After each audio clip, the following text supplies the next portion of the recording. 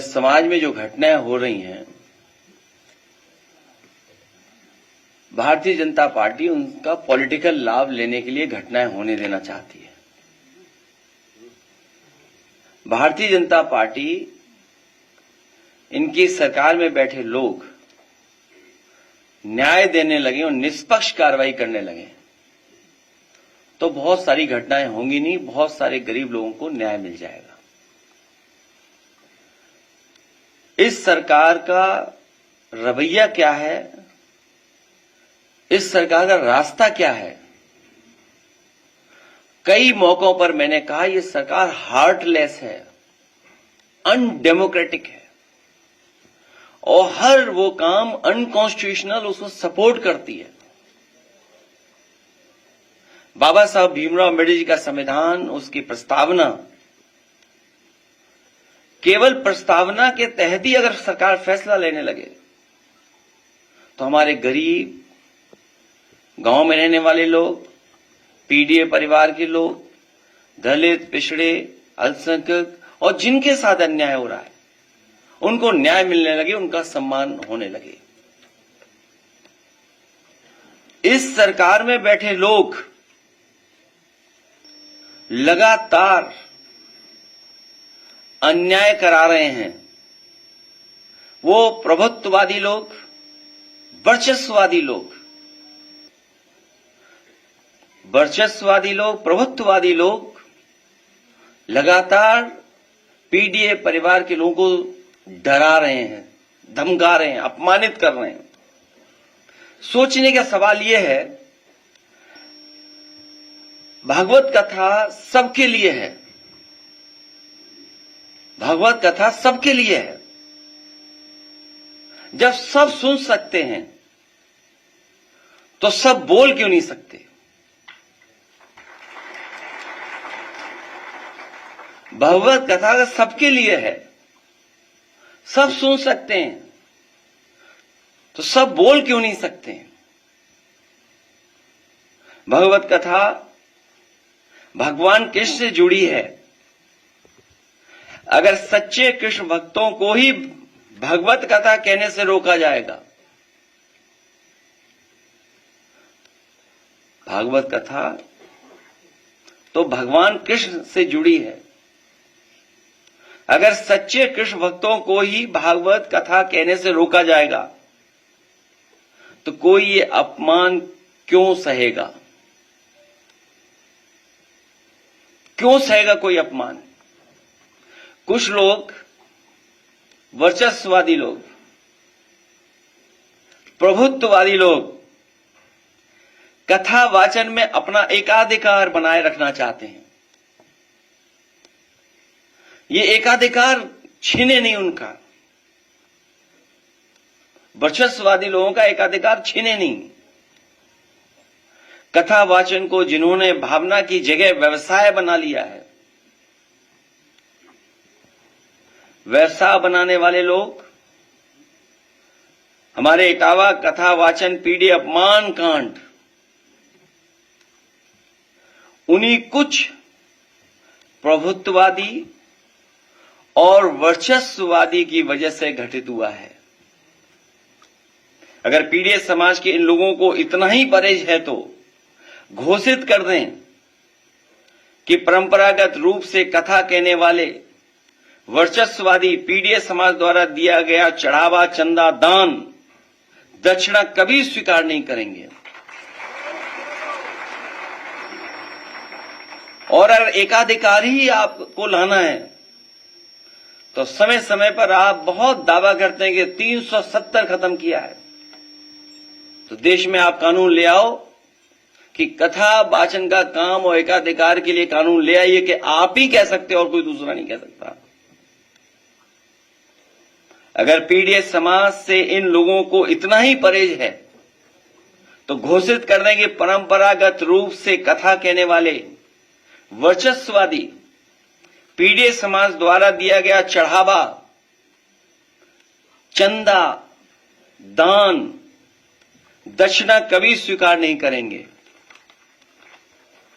प्रभुत्ववादी और वर्चस्ववादी समय समय पर कभी घर को गंगा जल से तो कभी मंदिर को धुलवाकर पीड़ित समाज का मानसिक उत्पीड़न व अपमान करते हैं, और अब तो सिर तक मुड़वा रहे हैं। अभी तक तो आपने वो घटनाएं सुनी देखी जहां पर घरों को गंगा जल से धोते थे ये लोग। अगर कोई पीड़ित परिवार का मंदिर चला जाए तो मंदिर को गंगा जल से धोते हैं, और अब तो सीमा लांघ गई ये वर्चस्ववादी। आखिरकार किसका आशीर्वाद है? क्या सरकार का आशीर्वाद नहीं है, जिसकी वजह से सर तक मुंडवा दे रहे हैं, पेशाब तक करवा दे रहे हैं, और रात भर पीटने के साथ साथ उनकी ढोलक छीन लेना, हारमोनियम छीन लेना, दबाव बनाकर के कितने पैसे देना था कथावाचक के लिए, उसमें जो खर्चा हुआ वो खर्चा नहीं दोगे तो रात भर पिटोगे, अगर पैसा दे दोगे तो बचोगे। आखिरकार ये वर्चस्ववादी और प्रभुत्ववादी लोग इतनी ताकत कहां से पा रहे हैं? भाजपा राज में पीड़ित समाज को हे दृष्टि से देखा जाता है। आदरणीय रामजी सुमन जी ने तो कुछ घटनाएं बताई हैं, कुछ महत्वपूर्ण पदों पे बैठे लोगों के बारे में बताया है। सुना है हमने कि देश की सर्वोच्च सीट पर बैठने वाले के साथ भी कभी अपमान हुआ है।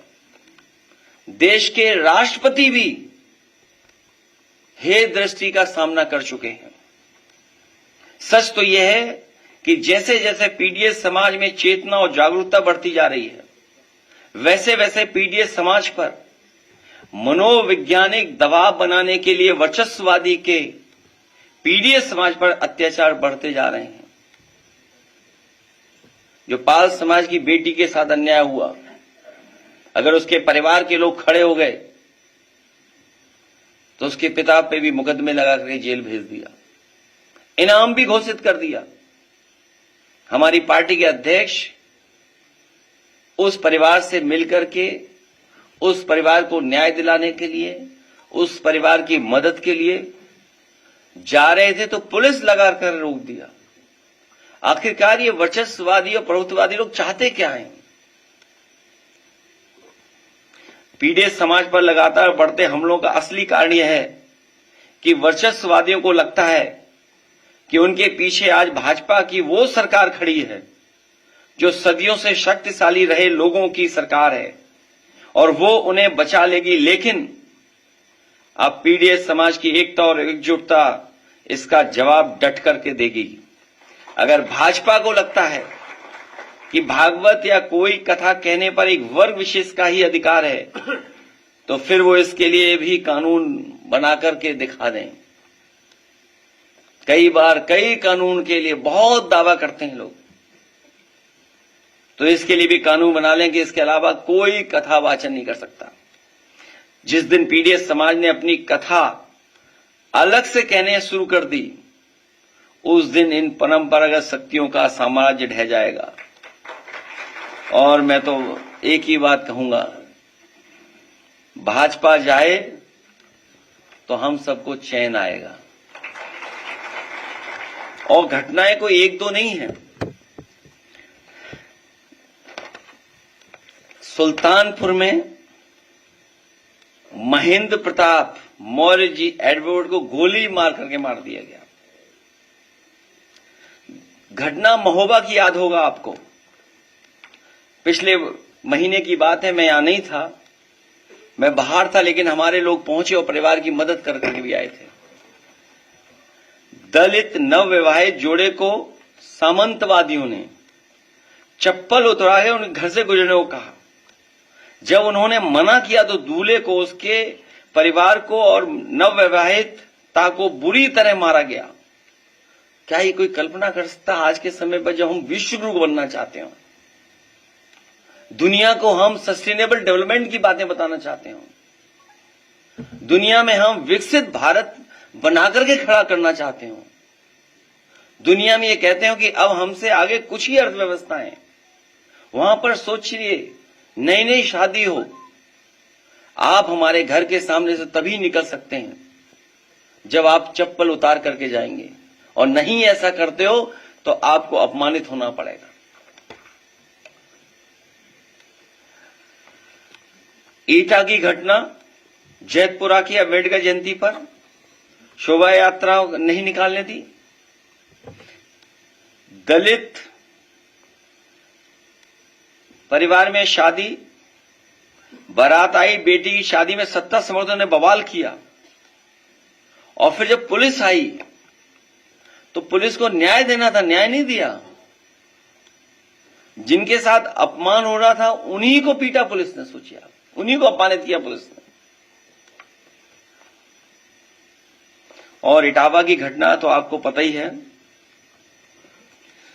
और ये सब इसलिए हो रहा है कि 2,500 लोग ही इसको, सरकार को चला रहे हैं। 2,500 लोग पिछले 9 साल से, 20 साल से इधर उधर 2,500 ही लोग खेल खेल रहे हैं।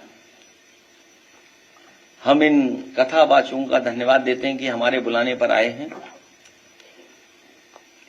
और सरकार में बैठे लोग कुछ भी कर सकते हैं, कुछ भी कर सकते हैं। सरकार में बैठे लोग कुछ भी कर सकते हैं।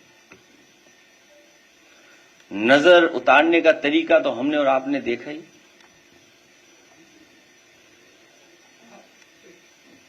बस बच ही गया कोई।